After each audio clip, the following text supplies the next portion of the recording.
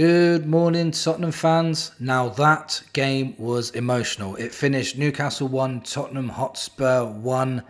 Brennan Johnson got the goal for Spurs and Harvey Barnes got the goal for Newcastle. And the Sonny emotional exit was insane. I'll get into what happened there. I'll tell you who my man of the match is, and you'll probably be surprised who the man of the match is, why we desperately need a number 10 now. I'll tell you a couple of good performances, talk about the game, and a couple of players, why they're getting stick, and I'm not understanding why. All that in today's video. If you're new here, please hit that subscribe button. I'm on the road to 3,000 subscribers. My channel is going from strength to strength thanks to you guys. It's much appreciated. If you're not subscribed yet, hit that subscribe button. Now, let me talk about the Sonny send-off first, because the Sonny send-off was very emotional. I guarantee there was tears in many people's living rooms today or in the crowd, because he got subbed off after about 65 minutes-ish. And as he was, obviously his number came up, he started walking off the pitch. Every single player came to him, hugged him. Every single player from the Newcastle team as well hugged him, shook his hands, and they all did a guard of honour for him as he walked off. If you haven't seen it, please go and try and watch it on YouTube or something. It was really, really classy from Newcastle as well, by the way. And as he was coming off, all the coaches were shaking his hands, hugging him, and and then there's a picture of Sonny with his hands in his head in his hand, sorry, and the realisation on his face that he's never going to play for Spurs again, and his eyes watered up, and I was just like, I thought I was going to go myself. I thought, bloody hell. It's a realisation for me too that we're never going to see him play again.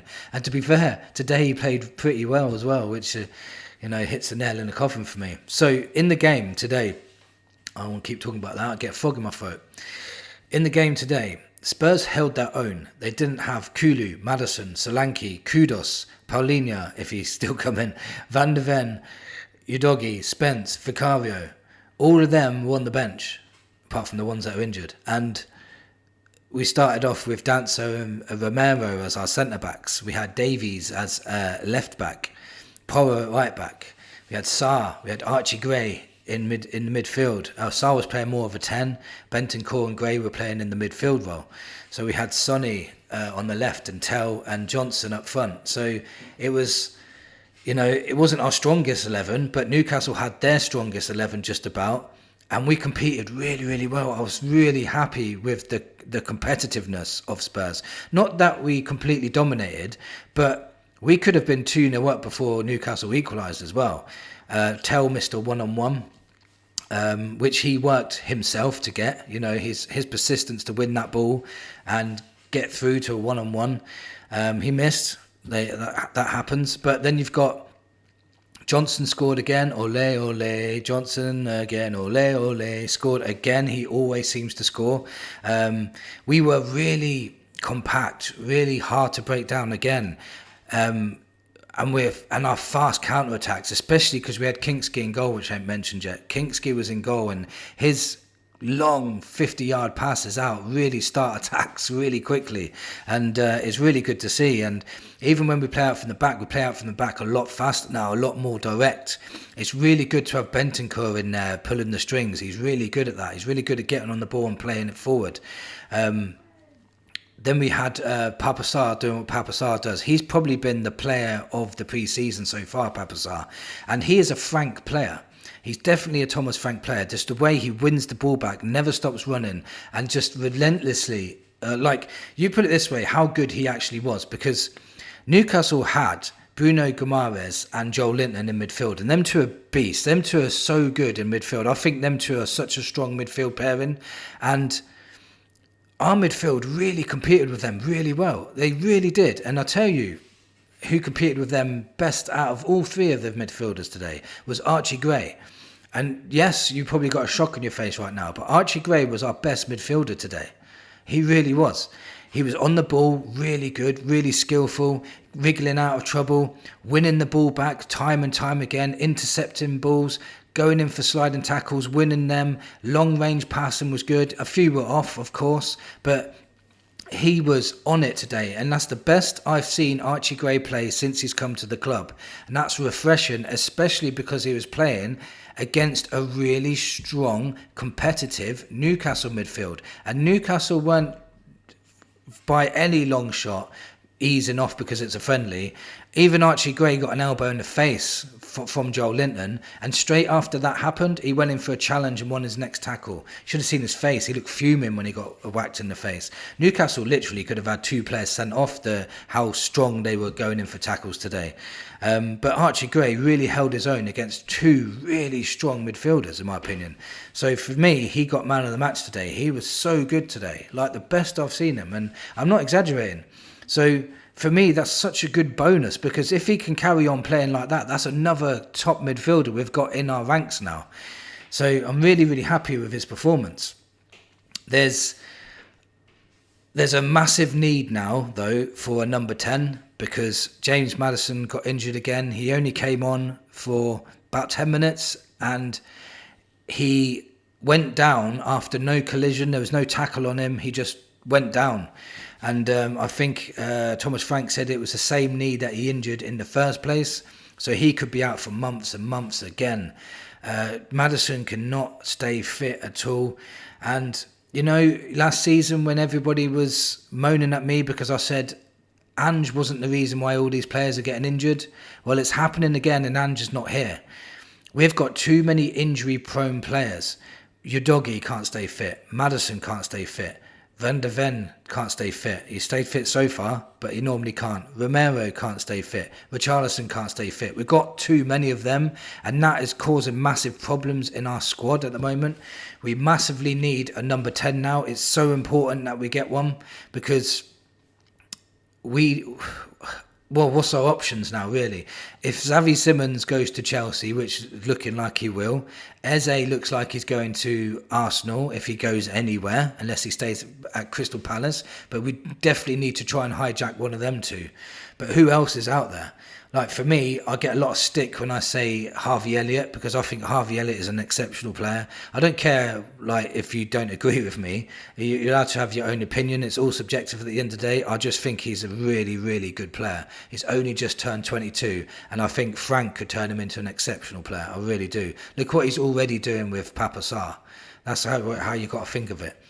There's also players like Canus, I think it is how you pronounce it, for Leicester. I don't know that much about him. I couldn't even pronounce his name, let alone much about him, but I've heard other people say he's technically really gifted and really good, but he's still a young player as well. You've got McAtee from Manchester City.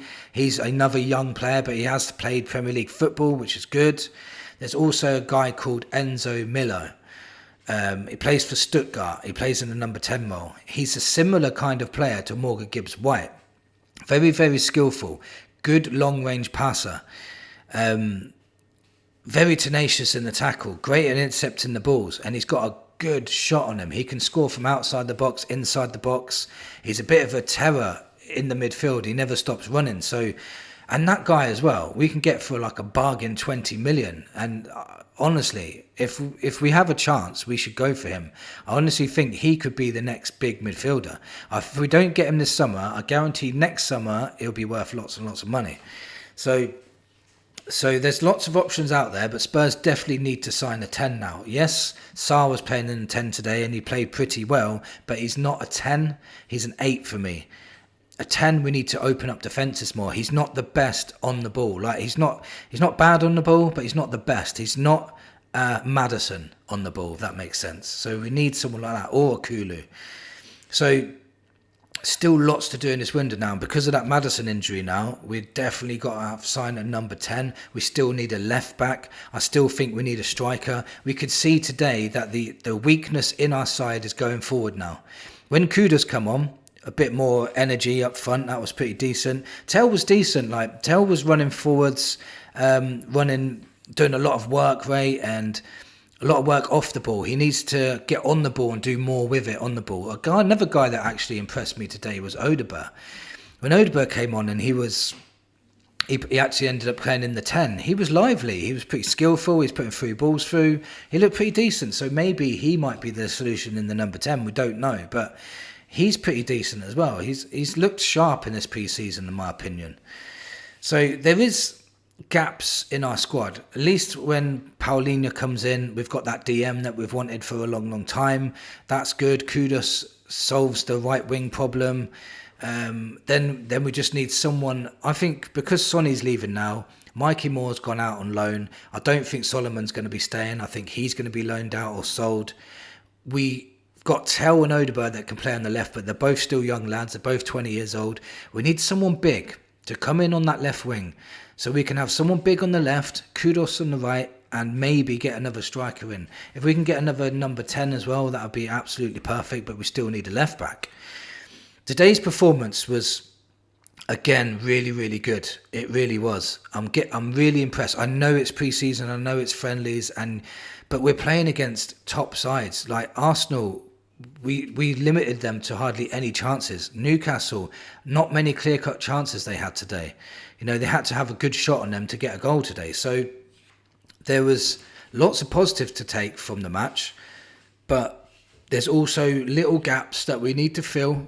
We know we're going to get more injuries. It just seems we seem to be cursed at the moment for injuries. So we need to be able to bring players in that could perform when players are missing. If we can do that, we can look forward to a very good season.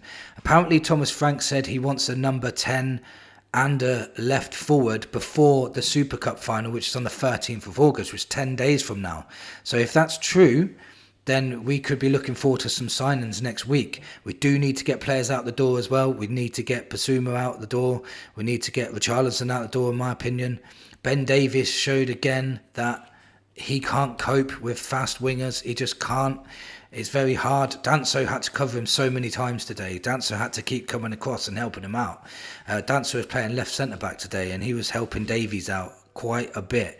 So we do need someone else there. Maybe Van der Ven can play left back until your doggy comes back. We've got Spence as well, obviously, but we need cover at right back if Spence is going to play there. The squad is almost there, honestly. What Frank is doing already, you can see they're coming on leaps and bounds.